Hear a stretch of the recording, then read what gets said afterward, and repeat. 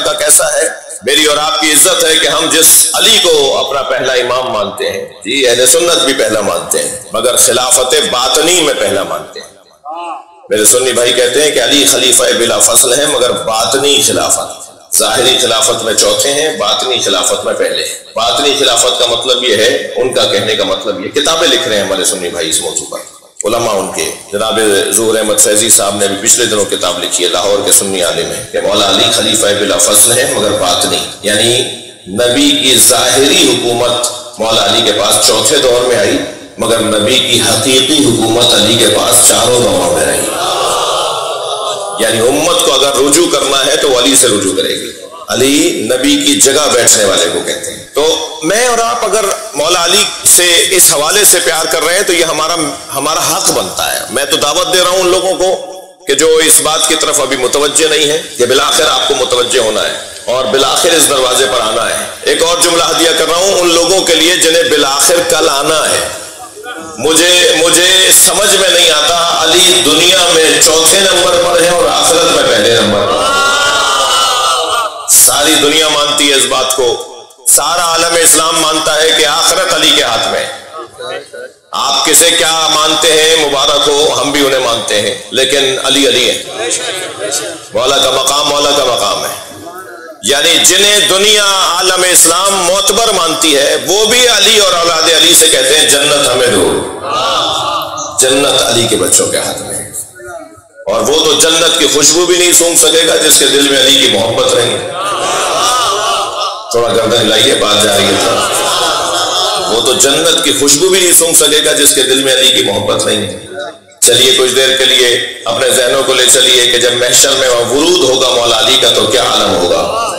میرے مولا نبی فرماتے ہیں محشر میں علی میرے آگے چلے گا، میں علی کے پیچھے چلوں گا۔ تو ایک صحابی محترم نے کہا یا رسول اللہ آپ افضل ہیں، علی آپ سے کم ہیں، آپ علی سے زیادہ افضل ہیں، تو آپ آگے چلیں گے یا علی آگے چلیں گے؟ فرمایا تم نے میرا قول یہ نہیں سنا، علی صاحب لوائی، علی میرا علمدار ہے، اور علمدار ہمیشہ آگے چلتا ہے، لشکر پیچھے چلتا ہے۔ جنت کے دروازے پر، ہر دروازے پر، اچھا ایک دروازہ بھی نہیں ہے، اللہ نے بڑا عجیب نظام بنایا ہے، دوزخ کے 7 دروازے بنائے ہیں اور جنت کے 8 دروازے بنائے ہیں۔ جنت کا ایک دروازہ زیادہ بنایا ہے، دوزخ کا ایک دروازہ کم بنایا ہے، وہ بھیجنا نہیں چاہتا نا، وہاں جہاں بھیجنا چاہتا ہے وہاں دروازے زیادہ بنائے ہیں۔ اور جنت کے 8 دروازوں پر لکھا ہوا ہے لا الہ الا اللہ محمد الرسول اللہ علی ولی اللہ۔ ہاں سنی شیعہ کتابوں پہ لکھا ہوا ہے، یعنی سنی کتاب کا حوالہ میں دے دیتا ہوں، علامہ الجوینی فرائض الصمتین کے اندر لکھتے ہیں کہ جب مومن جنت کے دروازے پر پہنچے گا تو 8 دروازوں پر اسے یہ کلمہ لکھا ہوا نظر آئے گا۔ جی 8 دروازوں پہ جو آپ پڑھتے ہیں نا اس دنیا میں، وہ آخرت میں سارے مسلمانوں کو نظر آئے گا۔ تو بس ہم یہی تو محنت کر رہے ہیں نا کہ جب وہاں پڑھنا ہے تو یہاں کیوں نہ پڑھو۔ 8 دروازوں پہ یہ لکھا ہوا نظر،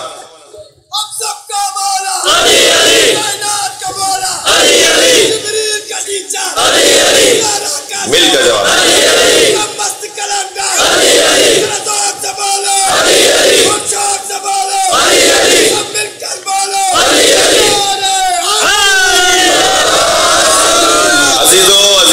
عزیزو ہمیں بالآخر سب کو آخرت میں سرخرو ہونا ہے اور وہاں ہمیں مولا علی کا سامنا ہے۔ میرا دل کر رہا ہے میں آپ کو ایک حدیث سنا دوں۔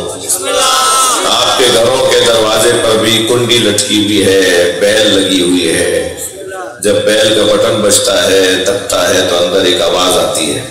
اب وہ کیا آواز ہے وہ آپ کو پتا ہے، میں تو آوازیں نکالنے آیا نہیں یہاں، لیکن جب بھی بیل بجتی ہے تو آواز نکلتی ہے نا۔ جنت کے دروازے پر بھی کنڈی لٹکی ہوئی ہے۔ بڑی عنایت آپ کی توجہ ہو رہی ہے۔ جنت کے دروازے پر میں حدیث سنا رہا ہوں، اِنَّ لِبَابِ الْجَنَّةِ حَلْقَةٌ مِّن یاقوتۃ حمراء۔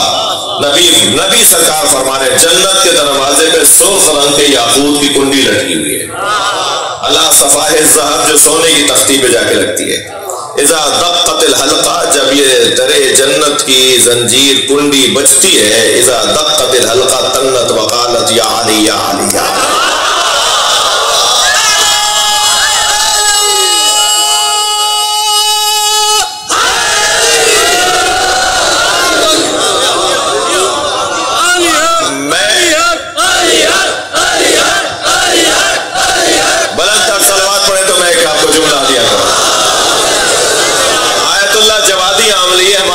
بزرگ عالم دین ہیں، وہ یہ فرماتے ہیں کہ جب میں نے یہ حدیث پڑھی کہ سرکار نے فرمایا جنت کے دروازے کی کنڈی کی آواز، بجنے کی آواز علی علی کی آواز ہے، تو میں نے اپنے استاد علامہ محمد حسین طباطبائی، توجہ ہے، اپنے استاد علامہ محمد حسین طباطبائی سے پوچھا کہ استاد جنت کے دروازے پہ علی علی کی صداؤں کا فلسفہ کیا ہے؟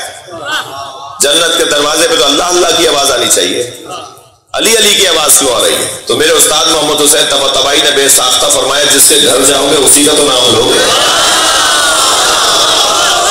اللہ خالق جنت ہے، مالک جنت علی اور اولاد علی ہے۔ صلوات پڑھے محمد و آل محمد۔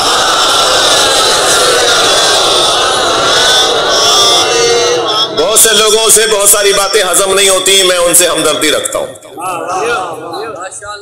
بہت سے لوگوں سے کچھ باتیں ان کے گلے سے اترتی نہیں ہیں، میں ان سے تھوڑی سی ہمدردی رکھتا ہوں۔ اس کی وجہ یہ ہے کہ جس نے کچی پکی نہ پڑھی ہو اسے میٹرک کی باتیں کیسے سمجھ میں آئیں گی؟ تو اپنے ساتھ اپنے بھائیوں کو ضرور لایا کریں۔ میں ان بچوں جوانوں سے کہہ رہا ہوں، مجلسوں میں اپنے ساتھ اپنے بھائیوں کو ضرور لایا کریں۔ آہستہ آہستہ اس فضا میں آئیں گے، بیٹھیں گے، سنیں گے، پوچھیں گے، اعتراض کریں گے، الجھیں گے، حل نکلے گا، جواب ملے گا، خود ہی مسئلے حل ہونا شروع ہو جائیں گے۔ مجھے تو امام کے ظہور کی خوشبو آ رہی ہے، اس لیے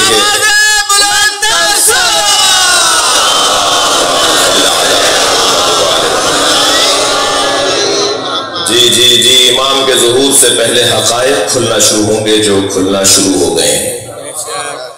اب سے 10 سال پہلے تک کالے کپڑے پہننا بدعت تھا، اب سنت ہو گئی ہے۔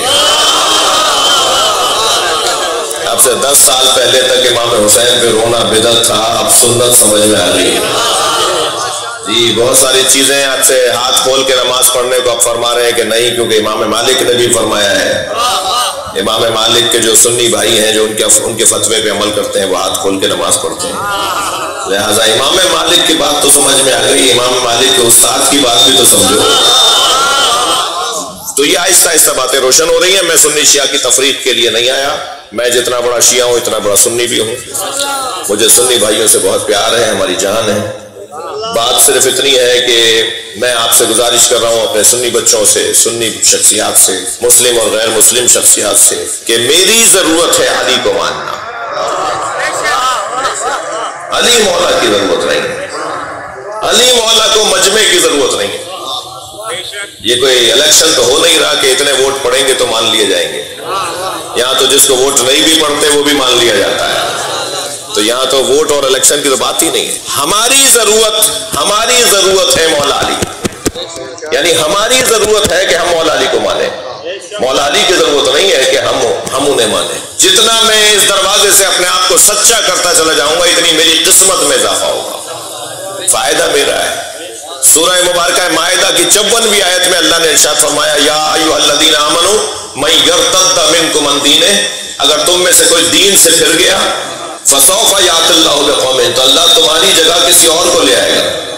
ہماری وجہ سے مجلس نہیں ہے، ہم مجلسوں کی وجہ سے، ہماری وجہ سے جلوس نہیں چل رہے، ہماری عزت جلوسوں کی وجہ سے۔ مسجدیں ہماری وجہ سے نہیں بنی ہیں، ہماری عزت ہے مسجدوں کی وجہ سے۔ اگر کسی بچے جوان کے ذہن میں یہ ہے کہ اگر میں نہیں ہوں گا تو کچھ بھی نہیں ہوگا، تو یہ نفسیاتی بیمار ہے، اسے اپنا علاج کروانا چاہیے۔ ہماری وجہ سے دین نہیں چل رہا، ہم دین کی وجہ سے ہیں۔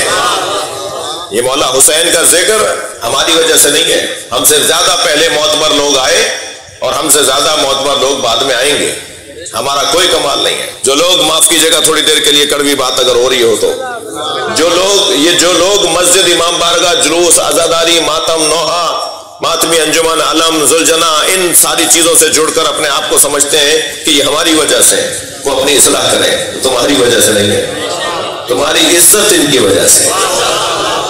آج میں ہوں کل کوئی اور ہوگا، کیا معلوم مجھ سے زیادہ اچھا کوئی آئے، بلکہ بہت سے لوگوں کو تو ہاتھ جوڑ کر کہیے کہ بھائی ذرا ریسٹ کر لو، کسی اور کو آنے دو، اچھا کام ہو جائے گا۔ تمہاری وجہ سے کام بھی خراب ہو رہا ہے، خود بھی اچھا نہیں کر رہے اور کسی کو آنے بھی نہیں دے رہے ہو۔ صلوات پڑھیں ذرا محمد و آلہ۔ مجھے اندازہ ہے بار بار پنکھے بند ہو رہے ہیں، جب پنکھے بند ہوتے ہیں تو میں کہتا ہوں یہ کولر بھی بند کر دو، اور اگر یہ کولر بھی بند ہو جائے گا تو پھر میں بھی آہستہ آہستہ بند ہو جاؤں گا۔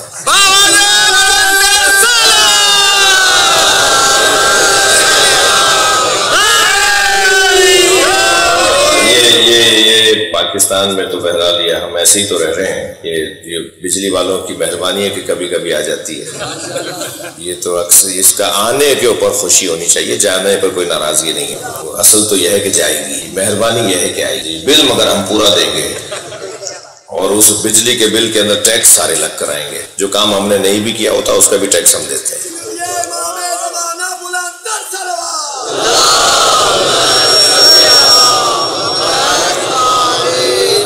آپ اس تکلیف میں بیٹھے ہیں، مجھے اس کا بھی احساس ہے، مگر جو ذکر میں کر رہا ہوں نا وہ آپ کو تازہ رکھے۔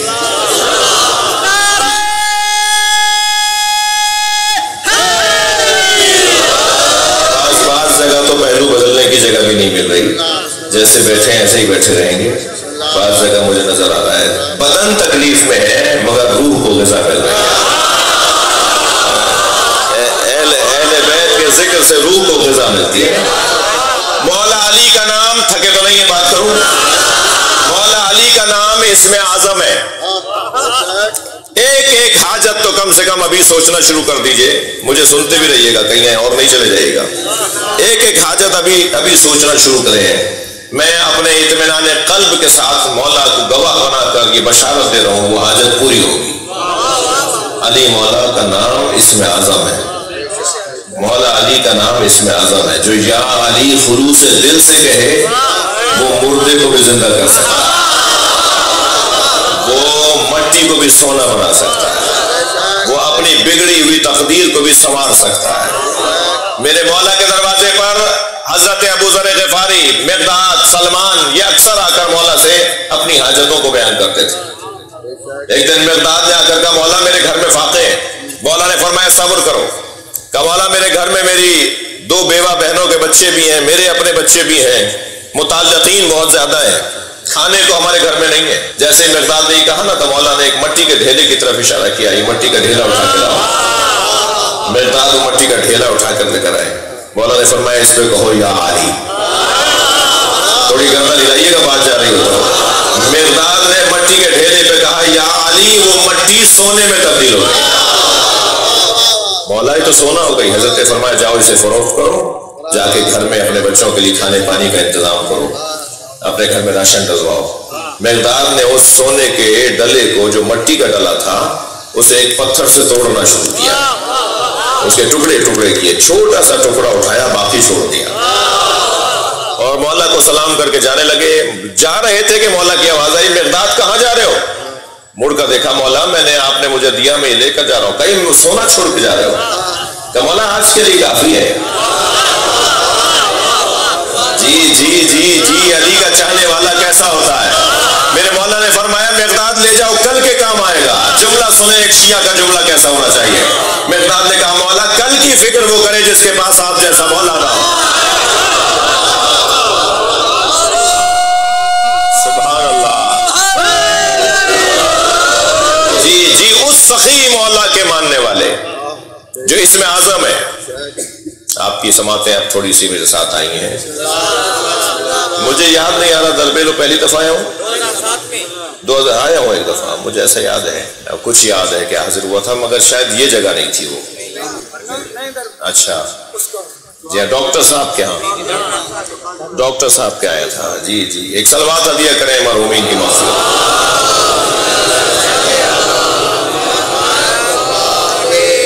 جی میرا دل کر رہا ہے کہ آپ کو تھوڑی دیر مولا کی خدمت میں اپنے ساتھ مولا کا میں نے ایک جملہ کہا، مولا کا نام علی اسم اعظم ہے۔ مولا سفر پہ جا رہے ہیں، علی مولا کا حکم یہ ہے کہ کبھی تنہا سفر نہ کیا کرو، اکیلے کھانا کھانا علی کے والوں کی نشانی نہیں ہے، دسترخوان پر کبھی اکیلے بیٹھ کے نہ کھاؤ، ڈھونڈ کے لے آؤ کسی کو، خاص طور پہ جس نے اب تک کھانا نہ کھایا ہو اسے اپنے ساتھ بٹھاؤ۔ ایسے اکیلے سفر نہیں کرو، سفر میں کسی مونس کو، کسی دوست کو، کسی ساتھی کو، اگر دوست نہیں ہے تو دوست بنا لو۔ جی مولا جا رہے ہیں سفر پہ، اکیلے جا رہے تھے کہ ایک مرتبہ حضرت نے دور سے ایک گھوڑ سوار کو جاتے ہوئے دیکھا، اپنا دلدل اس کے قریب لا کر فرمایا تم کہاں کا ارادہ کرتے ہو؟ اکیلا سفر کرنا میری عادت نہیں ہے۔ کہا ہے مسافر میرا فلاں محلے اور فلاں علاقے کا ارادہ ہے۔ حضرت نے فرمایا میں بھی وہیں جا رہا ہوں۔ ہم ساتھ چلتے ہیں۔ اب اس کا گھوڑا اور مولا کا گھوڑا ساتھ ساتھ دوڑ رہے ہیں کہ اچانک ایک ایسے رستے پر آئے کہ جہاں رستہ زیر آب تھا، پانی بڑا گہرا تھا، جانا اس طرف تھا۔ وہ جو حضرت کے ساتھ تھا وہ یہودی تھا، اس نے اپنے سامان میں سے ایک چادر نکالی اور پانی کے اوپر پھیلا دی۔ پانی پر چادر کو پھیلایا تو وہ پتھر کی بن گئی۔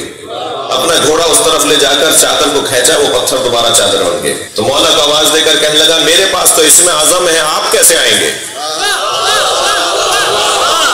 میرے پاس تو اسم اعظم تھا جو میں نے نہر پار کر لی، دریا پار کر لیا، پانی پار کر لیا، آپ کیسے آئیں گے؟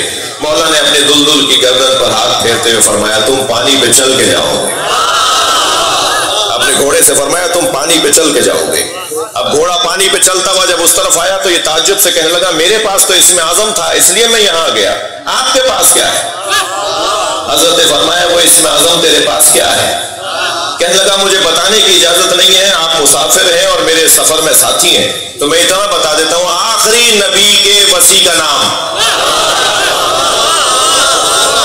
مولا نے فرمایا جس کا نام لے کے تو دریا پار کرتا ہے وہ علی میں ہوں۔